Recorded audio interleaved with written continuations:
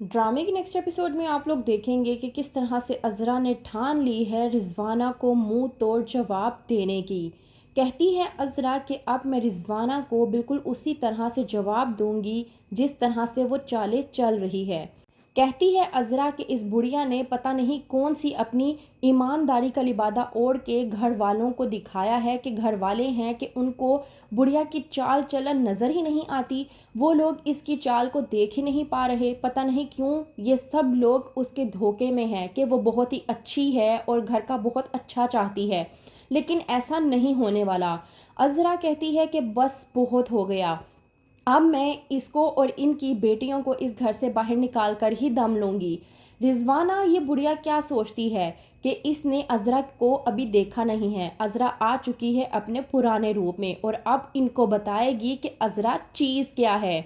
अज़रा जो कि पहले तो काम वाली की वजह से परेशान हो जाती है, लेकिन बाद में सोचती है कि काम वाली को ही क्यों ना हथियार बनाया जाए।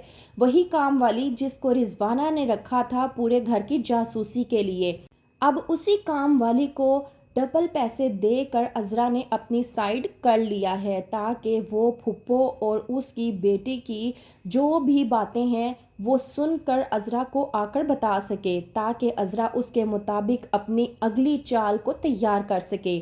सुन रही होती है अज़रा छुपके से रिजवाना की बातें कि वहीं से अज़मा आ जाती है और आकर कहती है कि ये आप क्या करने की कोशिश कर रही हैं। अज़रा जो कि अस्मा को देखकर एकदम घबरा जाती है, कहती है कि तुम लोगों को इस घर में आने वाला तूफ़ान बिल्कुल भी नज़र नहीं आ रहा, लेकिन मैं अपने इस घर को तबाह बर्बाद नहीं होने दूंगी। मैं इस घर को और अपने तमाम तर लोगों को उस बुढ़िया के चाल चलन से बचा कर ही रहूंगी।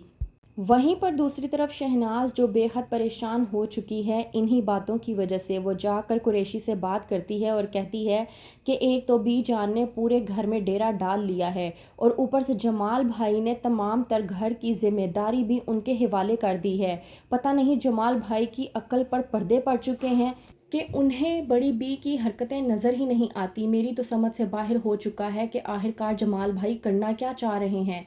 अज़रा घर की बड़ी बहू है, लेकिन उसके हाथ में तमाम तर जिम्मेदारियां देने की बजाय उस बाहर की आई हुई औरत के हाथ तमाम तर घर सुपुर्द कर दिया।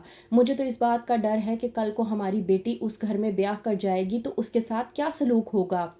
कुरैशी जो कि अपनी बीवी को जवाब देते हुए कहता है कि बस बहुत हो गया, उनके घर के मामलात हैं, तुम दखल अंदाजी मत करो, और वैसे भी तुम्हारी इन्हीं हरकतों की वजह से पहले भी हमारी बेटी का रिश्ता ख़राब हो चुका है।